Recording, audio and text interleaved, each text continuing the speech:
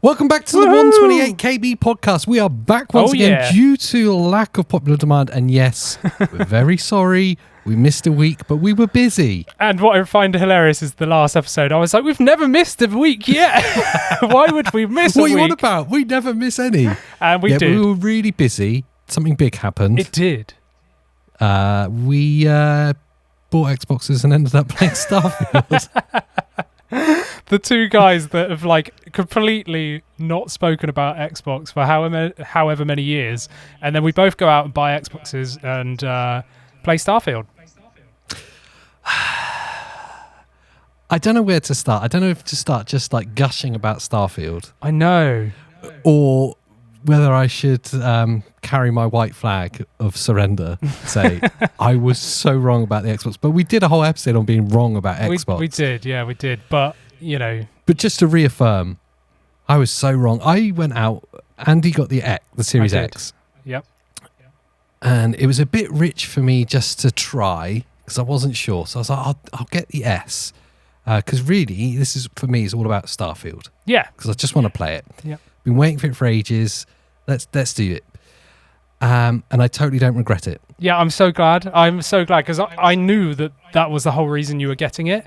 So I was a bit like, oh man, I really hope that this lives up to your expectation, because you know you've gone out there and bought a console for this game, and I've egged you on massively. If you would have turned around and said it sucked, a digital only console as well. I know, I would have been gutted for you.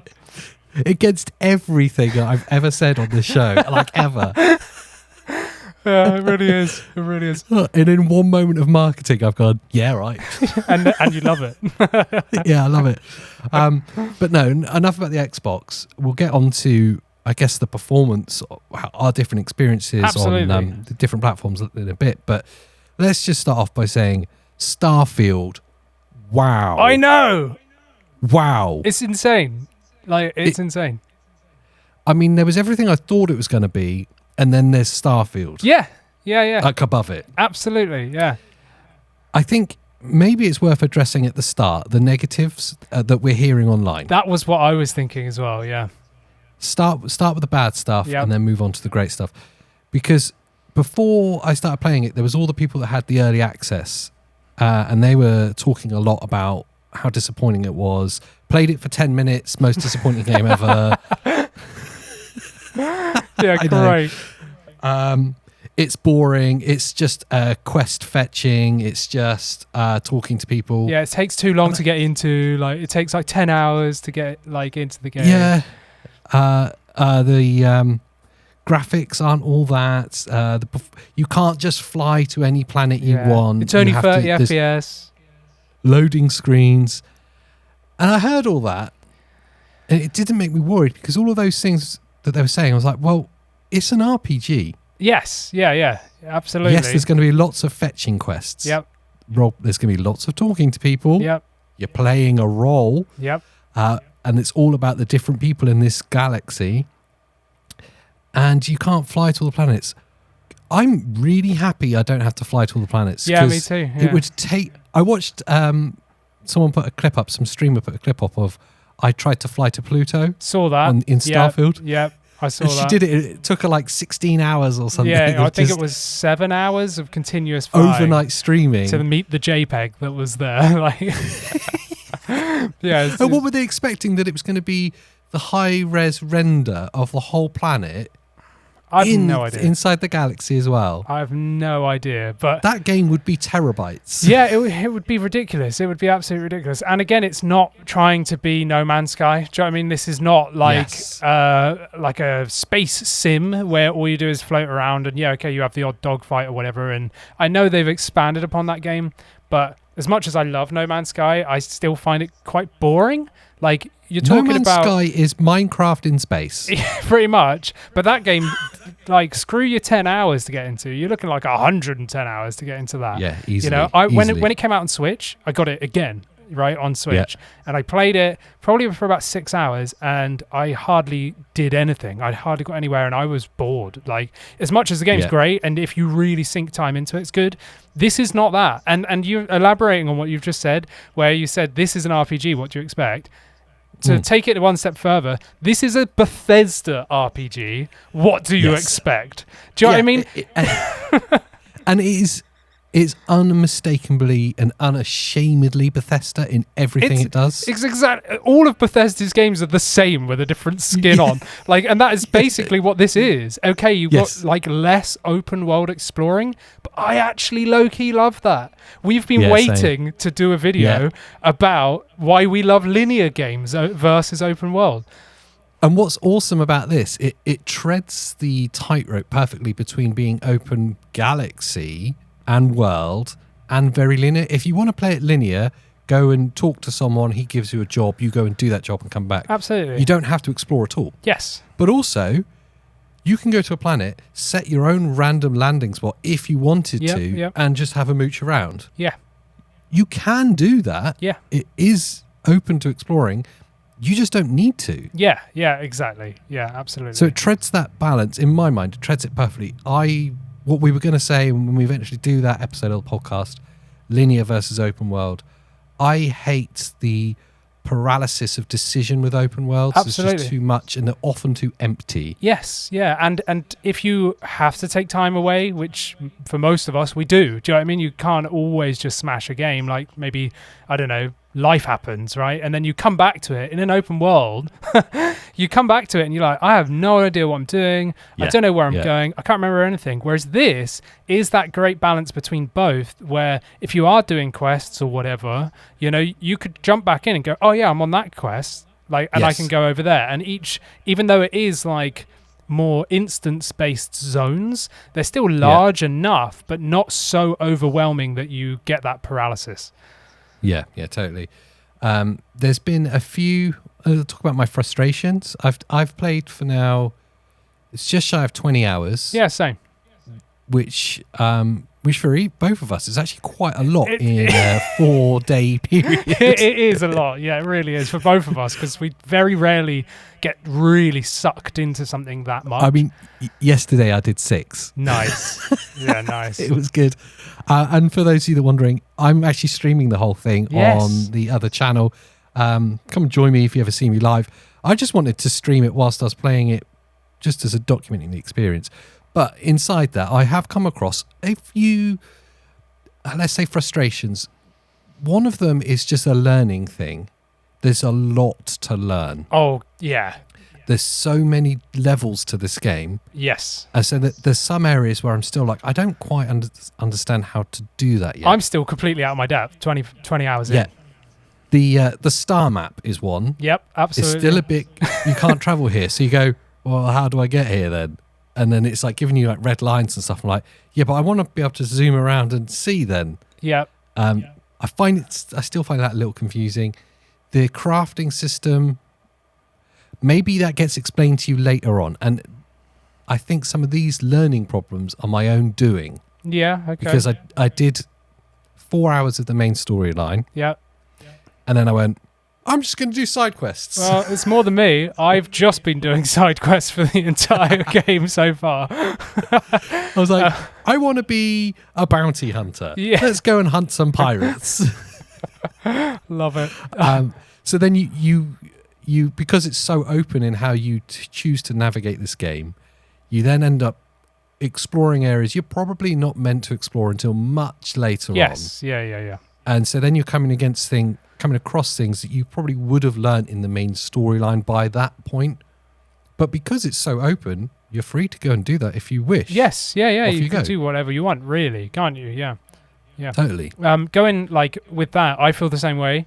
And Christina's been playing it as well via Game Pass on PC. So we've both been trying to like play, not together, but like give each other pointers, because there's a lot of stuff that just goes unexplained, which is kind of common in Bethesda games. You know, it's just totally. You got to kind of figure it out yourself, or if you see other people say like, oh look, I figured out how to do this, and there's little things that you, even after like so many hours, you're like, I had no idea I could do that. You know, there's so many things, even just the simple thing of, yes, okay, you need to go through menus to like jump to star maps or whatever, but you don't have to.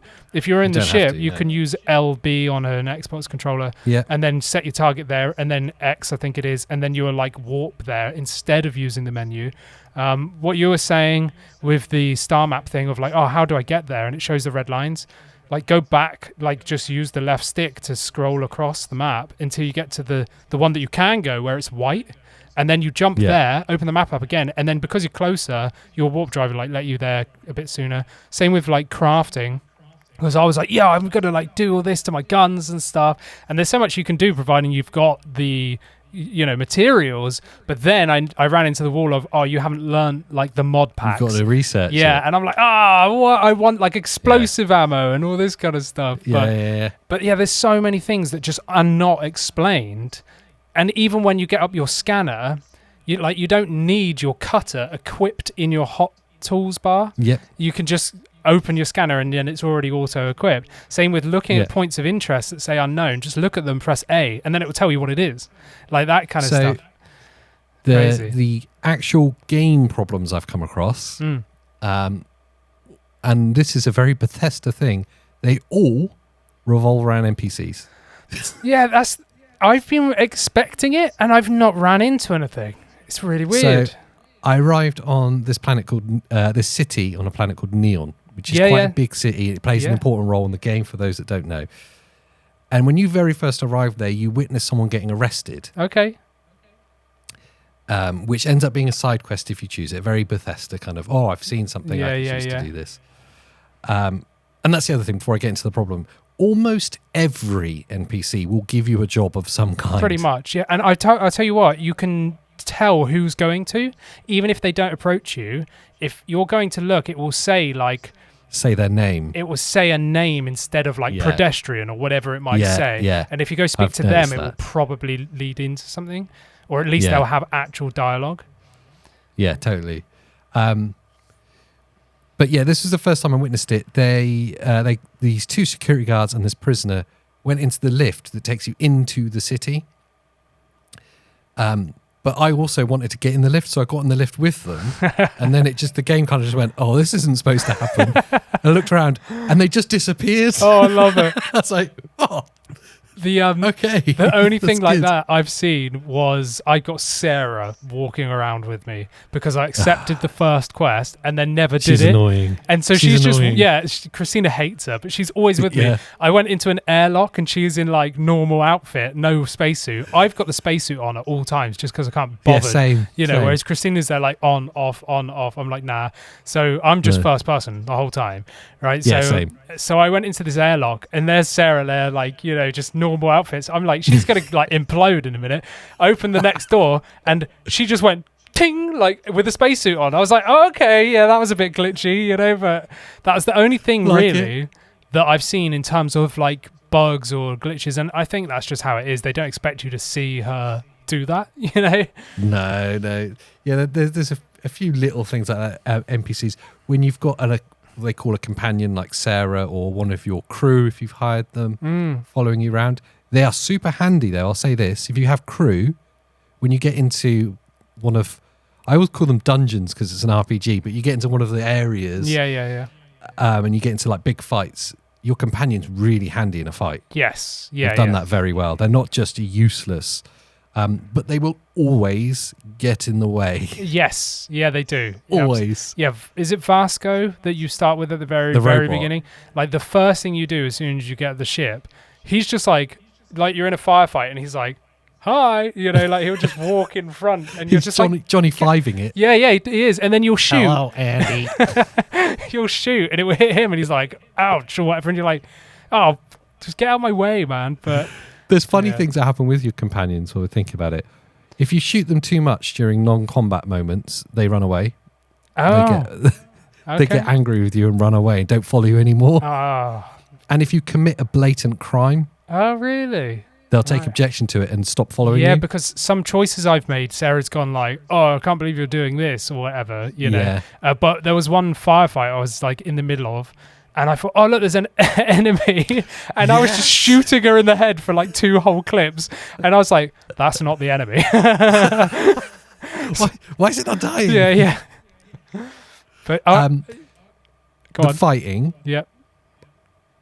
I'm genuinely impressed with how they've managed to make a very satisfying. It's not like perfect, but a very satisfying FPS experience. Especially in comparison to the other games. Like when you look at Fallout, like okay, I love VATS, right, from Fallout. Yeah, VATS is okay. But yeah, bar cool. that, it's a cool like mechanic, but you don't like always get to use it or whatever. Yeah. But this actually feels like there's proper combat. It's not just like an element that's kind of like there because it must. It feels like they've really focused on that. It's a very satisfying. You get to choose, much like how you have an open book on how you want to navigate the stories and the missions of this game. You know, you go off straight away and path your own course. When it comes to the actual missions and fights themselves, so let's say you have a base with spaces in it that you need to clear out. How you choose to go in and attack that is totally up to you. Oh, yeah. You can go around and flank them, stand on top of the hill with a sniper rifle, start picking them off. It's so cool in that it is quite linear, but it's massively open as well. Yeah. And I love the effects the guns have. Like each different type of gun really feels like you're using a different type of gun rather than just like, this just feels the same as the other one. You know, like my current thing is jetpacking like into people with shotguns.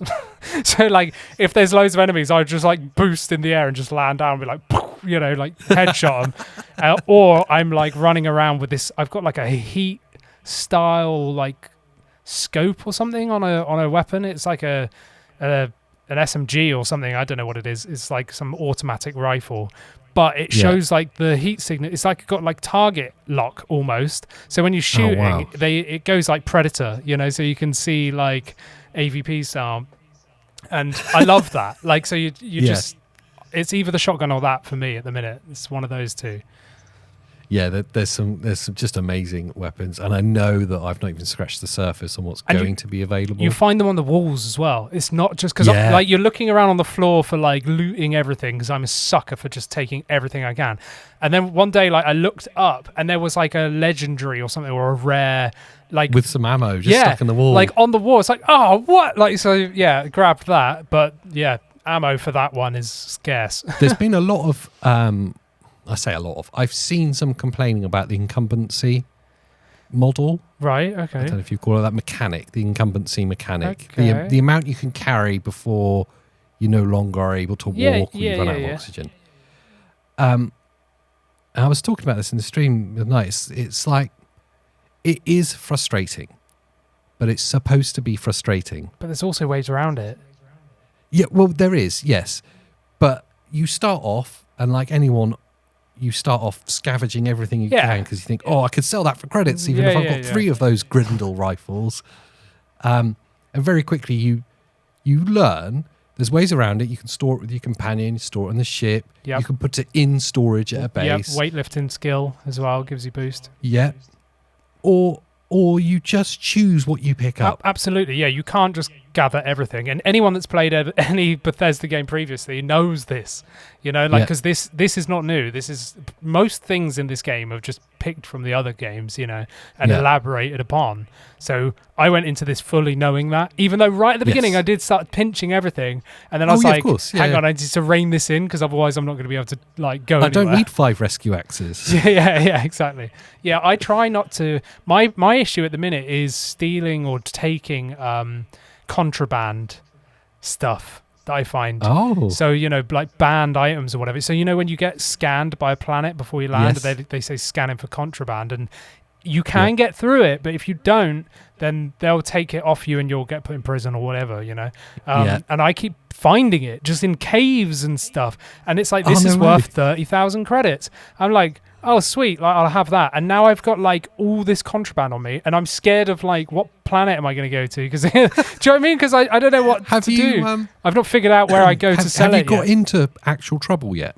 Yeah, because I was going to ask you this at the beginning and I forgot. When you did the character creation, did you pick 3 traits? Like, yes, because you didn't have to, but you can. Okay, so which traits did you choose? Or do you not remember? Oh God, I know one of them is soldier. Yeah. Oh, okay. No, that was like the one that dictated your first How 3 people skills. interact with you. Yeah. Oh, mate, I can't remember now. So like the last thing you do when you're choosing your character or creating it. I remember I picked 3 because I spent ages like mulling through it. Yeah. So there's 3 after that. So after your like class, there's then 3 like perk things, traits, whatever they call them. I chose like, I think it was something rat, which meant I was born in that neon city because I love the whole cyberpunky-esque like it's thing. Very cyberpunk. I've not been there yet, even though my character's like born there. But all of these have pros and cons. So there'll be one positive and one like pretty harsh negative. Yeah. So I got that one. The other one I got was hunted, right? Which means you're always being hunted. You're on a hit list basically. But the pro is that you do more damage when you're low on health. So I thought, oh yeah, that'd be good. You're hunted. Yeah, it's fine. I could take these people out. Yeah, nah. That sounds horrible. You've got bounty hunters like coming for you. They will stop you in space and create dialogue like either pay us so many thousand or we're going to annihilate you. Like, and it's like, oh man, I was like level 6 or something, and these like 2 level 40s were like saying to me like, yeah, you've got a massive bounty on your head. Pay us $2,000 or we'll kill you. So I was like, I'll pay the 2,000 because I was like, okay, like fine. Please. But they'll just come from anywhere. They stole your lunch money. Yeah, they did. But you've got like all these bounty hunters and stuff that will just come after you now. And I'm like, is this really worth having a slightly more damage when I don't think I can get rid of it. I think that's on my character now. Yeah. And I mean, how often are you low on health as well? Quite a lot. Are you really? Yeah, quite a lot. Just because it's because you got those bounty hunters. I keep running into firefights and just going crazy. Like I said, I'm shotgunning, flying around, getting shot to bits, and then like it's just the way it is. I can't remember what my third one was, but there we go. I got into accidental trouble, a genuinely accidental trouble. There's been a few times where I've saved and then I've gone, I wonder what happens if I do this, and then like all hell breaks loose and I go load. I don't want that to happen. But there was a side quest on Neon. Yep. And it involved breaking the law somehow, but like really minor stuff. And I didn't even think about it. I've been doing so many side quests. I was just kind of on autopilot, like go here, do this, go here, do this. Went here, did this thing. And then I started running towards the next icon part of the mission. And I turned around and I was like, that's weird. There's like 3 people who are also running. And I thought... running for you. I was like, I have my companion with me, but why are those other people running after me? Yeah. So I carried on running. And then sure enough, they followed me. So I turned around and it's a security guard. He comes up and he's like, I've seen what you've done. And then you have like options. It's like pay 1,500 credits and it will go away. Or don't. And in brackets it said attack. And I was like, well, there's no one else around. I can probably just get away with killing him. So I killed the security guard. And then my whole icon just lights up red. I'm like, there's people everywhere. I'm like, oh, I'm just going to run. I don't know. I've not spent enough time in trouble to know if there's like a wanted system like Grand Theft Auto where it will disappear if I hide. Yeah. Or if it's just like automatic, they're after you. I think like Skyrim, they're after you until you leave. So even when you come back, you'll still have that bounty. Oh, yeah. Yeah, I did. Big style. So I ran up all these stairs, these high rises, and then I ran into a gang, and then they're all shooting me and the security guards. So I managed to like fight my way out of this. And then I'm like, well, I think that's it. It's all gone. I go back into the main city and it all lights up red again. No. And then the security guards, I'm like, oh. So I just run for my ship.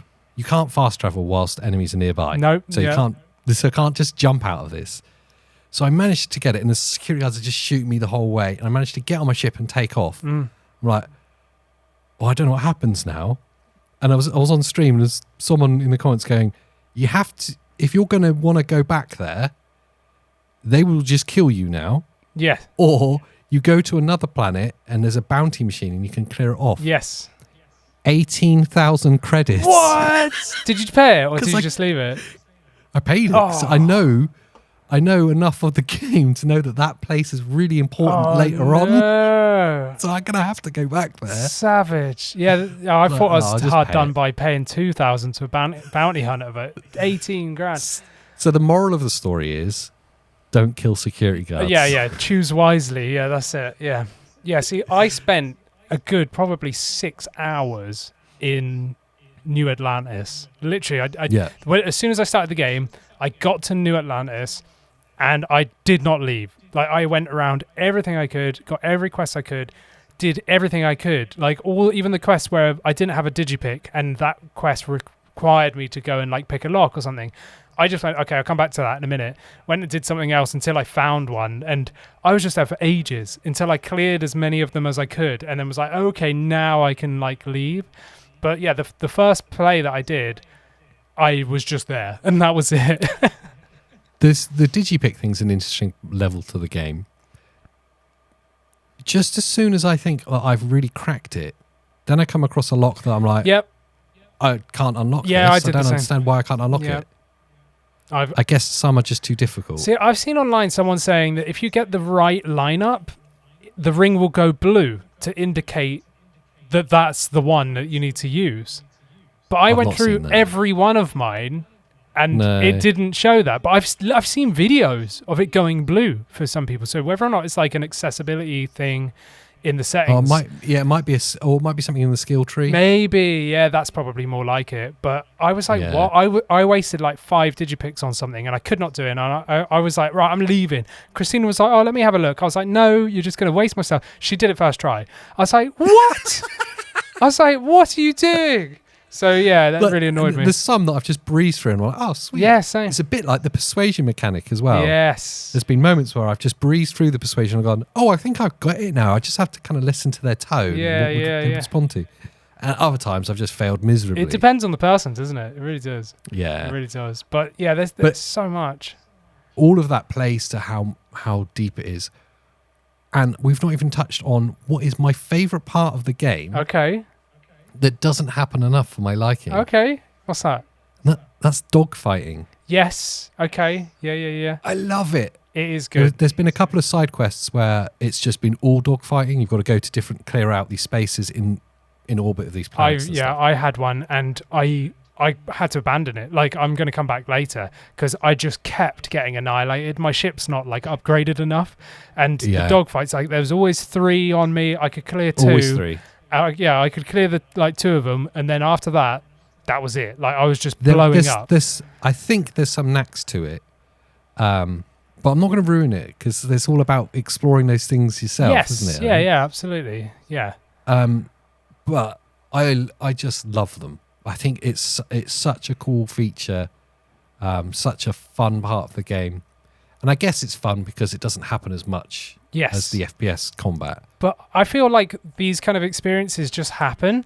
Like, I really like the random events. Like, I flew to some place. Random encounters. Yeah, random encounters. So I flew to one place. It was that bounty on me. Those bounty hunters that said you wanted whatever. I was like, oh, that's cool. Even though I had to pay. I was like, yeah, whatever. And then I landed on a planet randomly. I chose the location because I was trying to do like the resources or whatever. And then I could hear a ship. And I was like, that's weird. And I like looked up and you saw it land. And then it came up as a marker. Like, you can go there. Yeah. I thought, oh, they'll be waiting for me, won't they? So I went off, did some stuff, and then I went, I'll go see them now. They'd flown off again. And it said, like, this is where they were. Yeah, it's time. I was like, oh, right, okay, cool. And then there was this guy, I like went somewhere in space, like to a planet, whatever. And then I got a distress call. And I was like, oh, I'll go there. And there was just this ship floating, and I had to board it, and it was infested with aliens. So I had to go in there and literally just go. It felt like Alien because everyone was dead. There was one guy like screaming and stuff, like they're here, like, you know.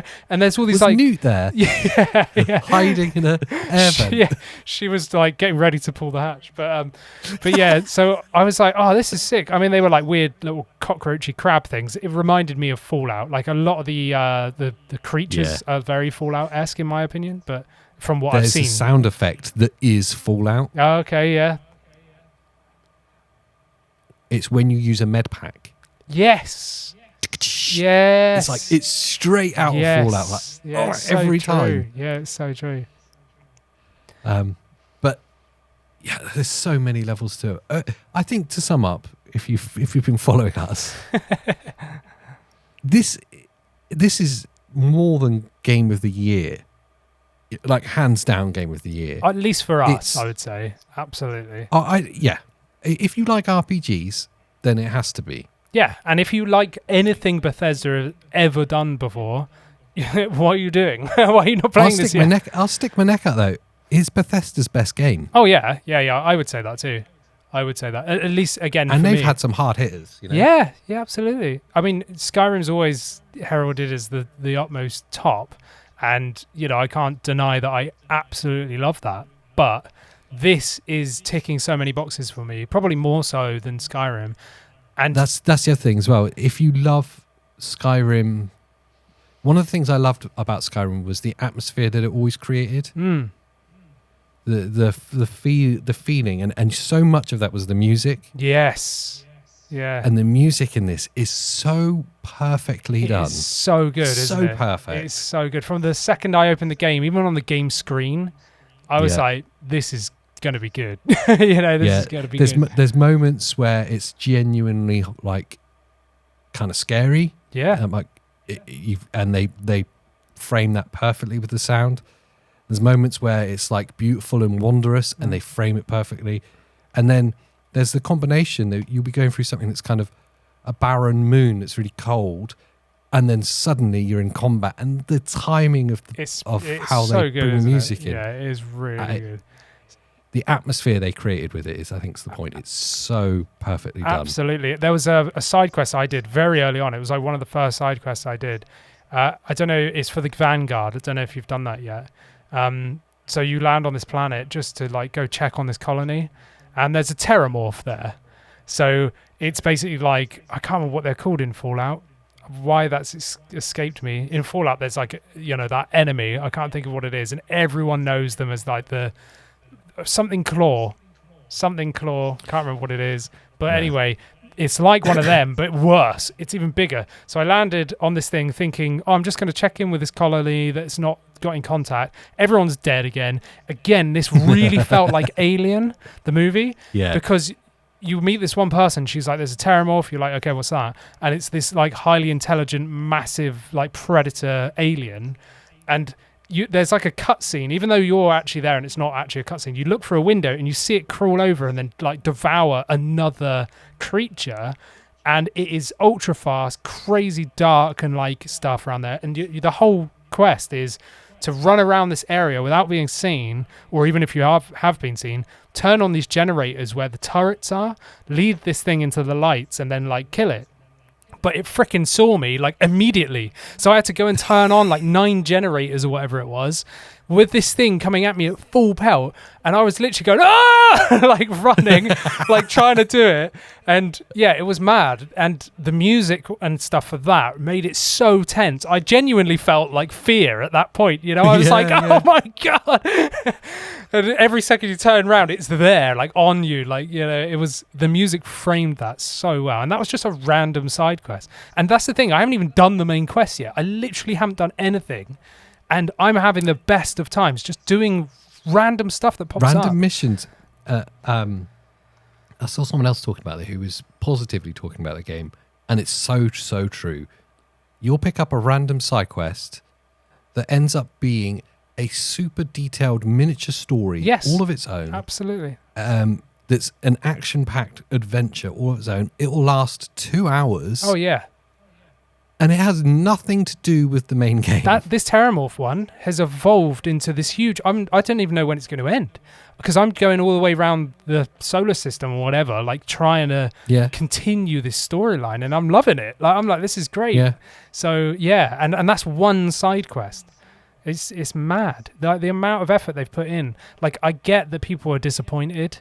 The lack of, like, space travel, like, realistic sim or whatever, or even just flying around. Like, I get it, but this... I always had my own expectations for this game, knowing Bethesda games previously, and I fully expected what we've got, but it's better than what I expected. It's so much better. Like, the quests are so fleshed out. Even, like, small quests feel meaningful to me, And I don't know, it's so good. I'd say if you're on the fence,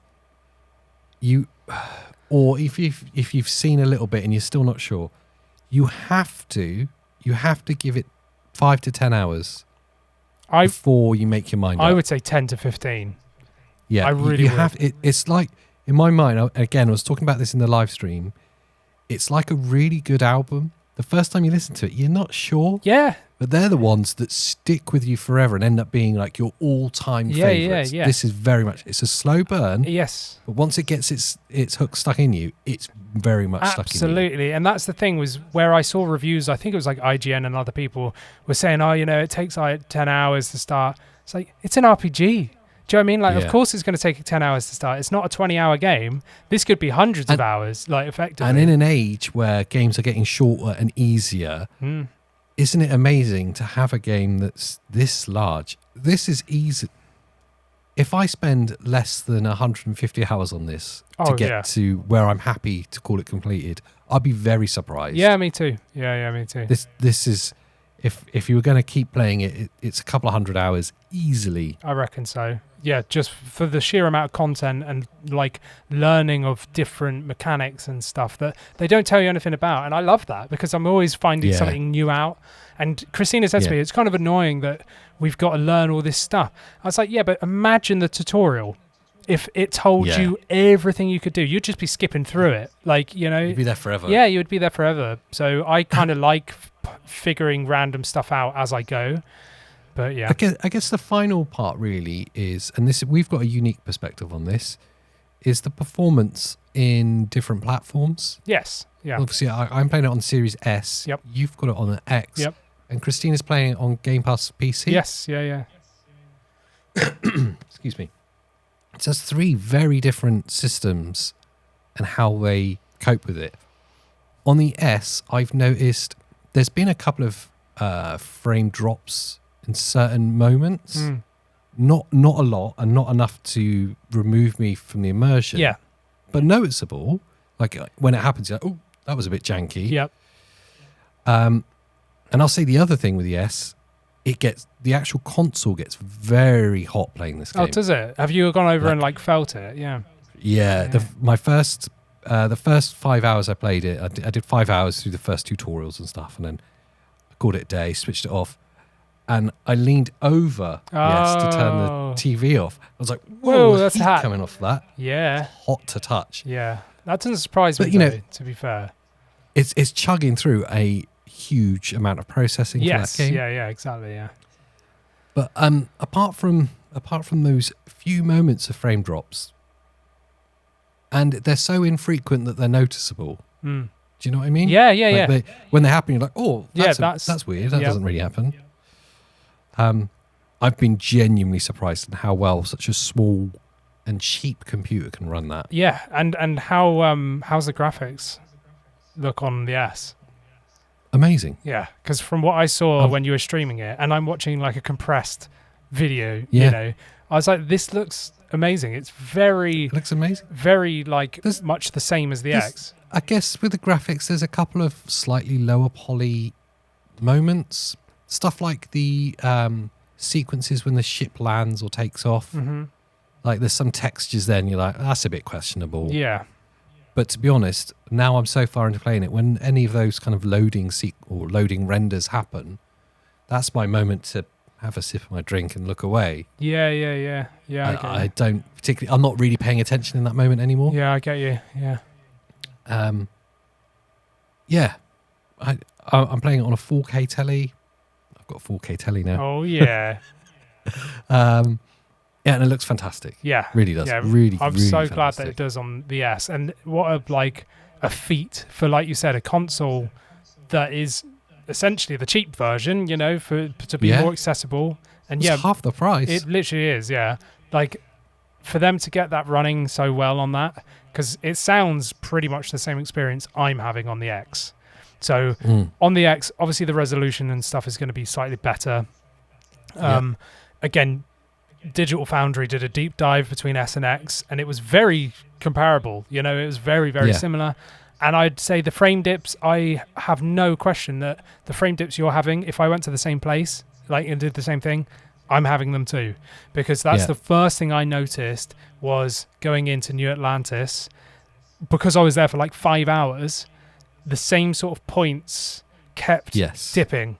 And it's a locked in 30, and then you go to a certain point and it jumps down to 3, even for a second, and that's enough for it to look like a stutter.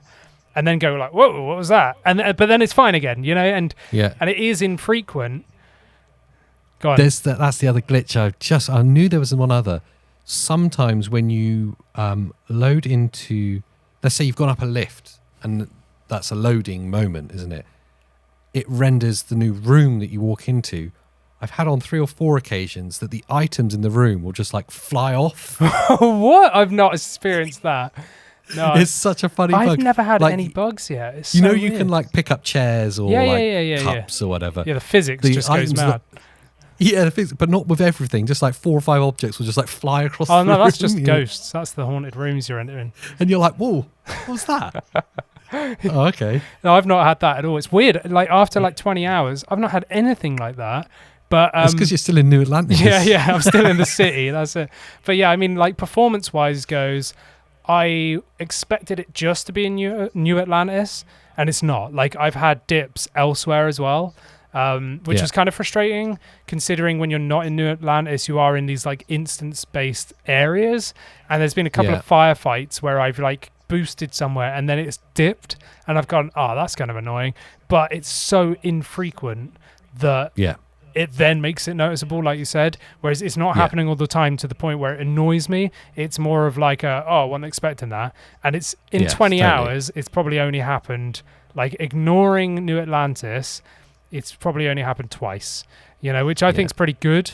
It's so infrequent that when it happens, you notice exactly, So what's been the big difference between PC and Series X then? Well, just before we get to that, I've been playing on Series X on the 4K OLED, you know, the Sony Bravia, whatever it is, which has got HDR, and obviously HDR is auto-enabled. And I've seen other people with this issue, and I've certainly seen it, where HDR has got a bug. So HDR, I think everyone's been like pretty much talking about this, and supposedly I think Bethesda said on Twitter, like, we're looking into this, and it's just all washed out. So the deep blacks are not deep black. You know, I thought it was a stylistic choice until I saw their response, because everything feels a little bit 70s-esque, like vibes, like inside the ships and stuff. It looks like Alien, you know, like it looks like that old idea of what a spaceship would be. It's all lived in, a bit dirty, whatever. I like that. So I thought that kind of almost sepia tone look was actually intentional. Now I'm finding out it's not. It's just HDR's got a bug in it. So maybe that will change the look of the game entirely for me. I don't mind it. Like, because again, I just thought it was like a filter that they put on. Explains a lot, doesn't it? I was having issues with HDR not passing through. Yes. But it was rendering fine on the stream, but not on my TV. Through your it was capture washing card. the colour out. Yeah. So I turned HDR off entirely, and then the colour came back. So maybe it ties in that there's a bug in there. Yeah, it must be. Yeah, it's rendering it. But yeah, I've had an issue there. But other than that, graphics look amazing on the X. Performance is good. I mean, just touch on this before we move on to the PC thing, and it leads quite nicely, really. It is 30 FPS. It's annoying that there's not a 60 FPS mode. And to be honest, I would be okay with 30 FPS if I hadn't been seeing Christina playing on the PC. Because I can deal with 30 FPS. I make videos about Nintendo games, which are anywhere between 10 and 30 FPS, right? Depending on what you're playing. In 720. In 720p, right? So, yeah, okay, I've been a hardcore PC gamer like for 20 years, but I can deal with 30 FPS. I can, depending on the game. Now, this, I went into it, it's more of an RPG than a shooter, whatever. Like, okay, 30 FPS, that's what they've said. It is what it is. And I could deal with it until I saw Christina playing probably at like 90 FPS on 360 hertz screen, because she's playing at 1080p. But, you know, she's got an RTX 3070 in it, so it can boost the performance like well above 60. And it's been playing so good, and it's so smooth there. And that's one thing I wanted to say with the controls that I'll come back to in a second. Like, on the laptop that she's playing, because she's playing on my laptop, I'm sat on the sofa, she's on next to me on the laptop, and she's playing with a controller. Now, it looks great on there. It really does at 1080p, well above 60 FPS. It is fluid, whereas when you look at like what she's playing and then look at the Xbox footage, you really can tell the difference between that 30 and then above 30. Wow. Whereas if I hadn't seen that side by side, I would have been fine with it. Now, I really hope they do a performance patch, even though personally I prefer the like higher fidelity because I'm playing at 4K and stuff. I don't see why why that wouldn't be possible with the Series X at least. Yeah. So hopefully, like to have a performance patch there. Yeah, but for me, what I've not seen, I can't miss, and the being locked in 30 hasn't distracted at all from the combat moments. That's the only places it would be an issue. It hasn't got in the way of it at all. Yeah, see, it's not for me because I've got used to the controller, but the one thing that I was going to lead into was the good thing is because Christina's playing on Xbox Games Pass PC, whatever it's called, right?